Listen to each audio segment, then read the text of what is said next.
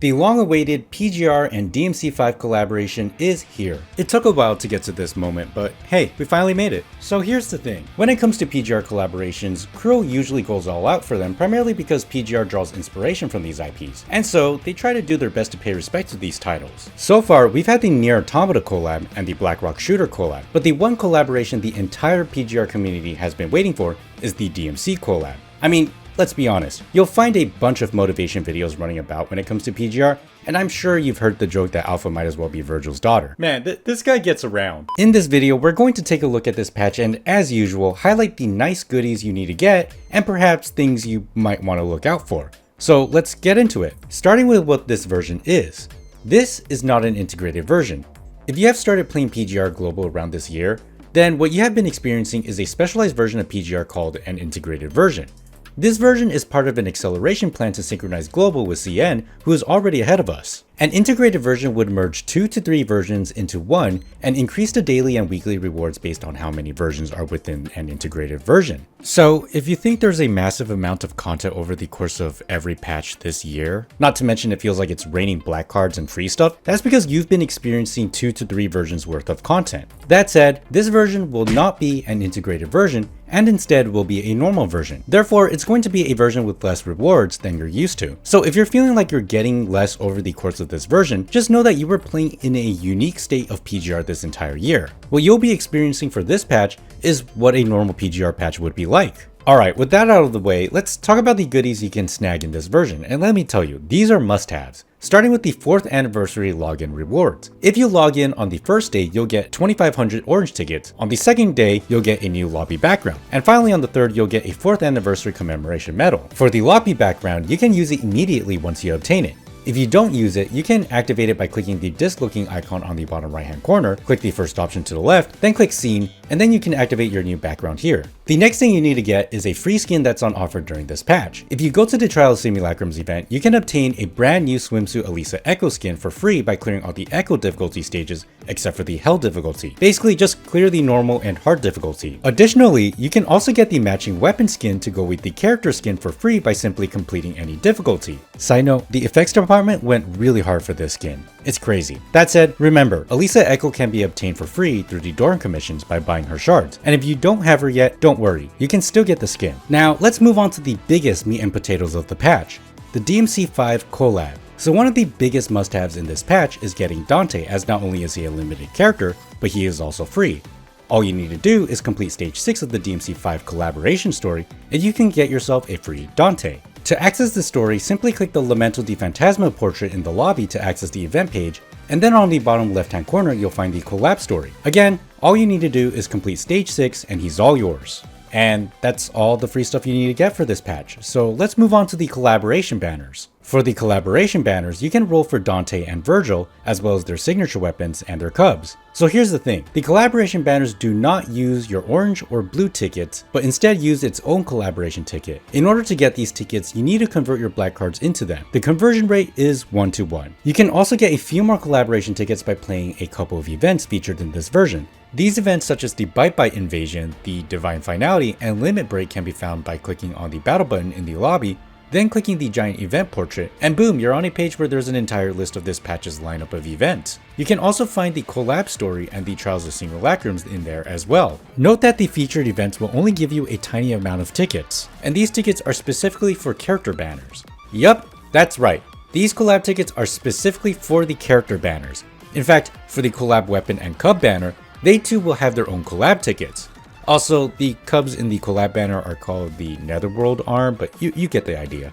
Now going back to Dante's and Vergil's banners, the amount of tickets required to roll will be reduced by 30%. That means that one roll will use 175 tickets instead of 250, and a 10 roll will only cost 1,750 tickets instead of 2,500. On top of that, when you pull one Dante or Vergil from their respective banners, you will receive an extra copy for free. But this special deal will only activate twice per banner. By the way, for new players, just as a general rule, do not roll on the Fate banner. Don't surrender yourself to RNG, just roll on the Theme Target banner where the guarantee is at 60. Now, moving on to the Weapon banner, unfortunately, there's no special deal imposed upon it, and it will follow the 80-20 rule after 30 rolls. Note that the weapon will be guaranteed the next time you hit pity if you lose your 80-20. Either way, you're going to have to pray to the RNG gods for this one. As for the Cubs, it also has no special deal, but you are guaranteed to get them after hitting pity at 20 rolls. Though, it is recommended that you do single rolls here because the possibility of getting them early is really high. Alright, with that out of the way, let's talk about should you roll for Dante and Vergil. Look, if you came here because you like DMC, you don't need me to tell you. As for the people who are neutral about this collab, are they worth having? First, let's talk about what is the deal with these units. Starting with the one you can only get by rolling, Vergil, he is a physical attacker with the slashing affix. As a physical attacker, he's somewhat on par with Stigmata, but nowhere near as good as Pianissimo. But when it comes to the slash affix, he far outclasses Stigmata with Leap, making him the best Ultima slash unit in the game. Now, moving on to the free unit Dante, he is a fire attacker with the ignition affix, and much like Vergil, his base element of fire isn't at the same level as a unit like Pyro. But when it comes to his ignition affix, there's no competition. But hold up, what in the world is an affix? I thought PGR had standard elements where a character deals elemental damage and that's it. Well, let me give you the most condensed explanation that I can give you about affixes. Affixes, or what is better known as effects, are elemental effects that were added onto the latest characters alongside their pre-existing base element. These effects are somewhat minor, like Glaciation creates a cryo AoE field, or Dark Flow nullifies recovery effects. However, that's not exactly the main usage for these effects. You see, when triggering an affix, you deal the effect damage on top of your base elemental damage, and in some cases, it would override certain moves' base elemental damage. Because of this, it's best to view affixes as a subcategory of an element, not to be confused with a new element, since the effect damage that's dealt is tied to their original counterpart. Like Plasma is tied to lightning, Ultima Slash is tied to physical, and Ignition is tied to fire. That means that if you're running a Plasma team, lightning buffs and debuffs can work for plasma damage. So here's the interesting thing about affixes. Despite affixes being linked to a certain element, there are characters whose base element seems to have no relation to the affixes they possess. This is where team and rotation diversity comes in. For instance, when you look at Lucia Pyroth, she possesses a fire element but has a plasma affix. That means that if you want to deal plasma damage, you would have to use her alternate rotation to allow her to deal plasma damage. On top of that, you might want to have a team that helps enable her to consistently deal plasma damage. If she fails to do so, she'll end up dealing fire damage, which would not be ideal for scenarios requiring plasma damage. And yes, there will be scenarios requiring specific affix damage, but they usually reside in the deeper parts of the endgame. So how do you make an affix work?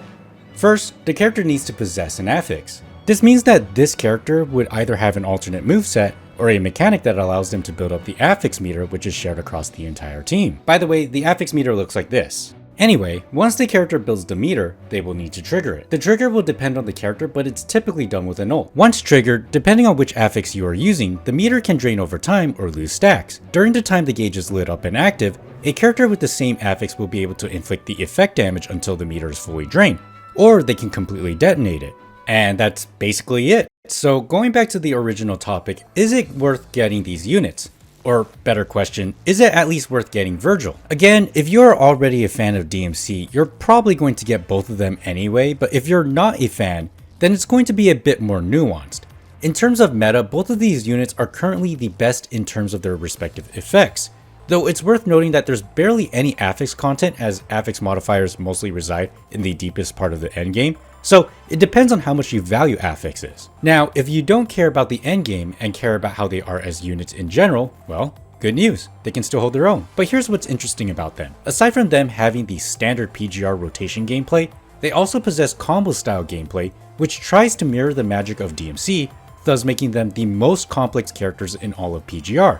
That said, if you care about the unique novelty that these two brothers bring to the table, and you really like how Dante is designed in this game, maybe picking up Vergil is worth some consideration. And how about the weapons and Cubs? Well, for the weapons, if you're pushing aside the meta and you only care about how unique the characters are or are simply collecting them, then you don't need the weapons. You can survive with the 5-star weapons that you're given for free after obtaining the characters. Now, if you want to push past the novelty of the characters and want to use them in a serious light, then the story might be a little different. You see, the 6-star weapons are not just stat sticks like Star Trails or Gedavo's weapons, but instead they are the kind of weapons that will effectively help with your damage rotation. So much so that it's definitely recommended that you fetch them if you really care about the meta. Anyway, moving on to the Cubs, they're a very decent damage boost with some crowd control attached to it, but I think the biggest draw is the fact that they also have unique combat interactions with their respective characters. So if you care about it, go for it. But Cubs are not necessary, and they should be the lowest of your priorities. In fact, if you skip them, you're not missing out on much. So here's the thing. The collab characters, the weapons, and the cubs are limited, meaning that they may never return after this patch is over.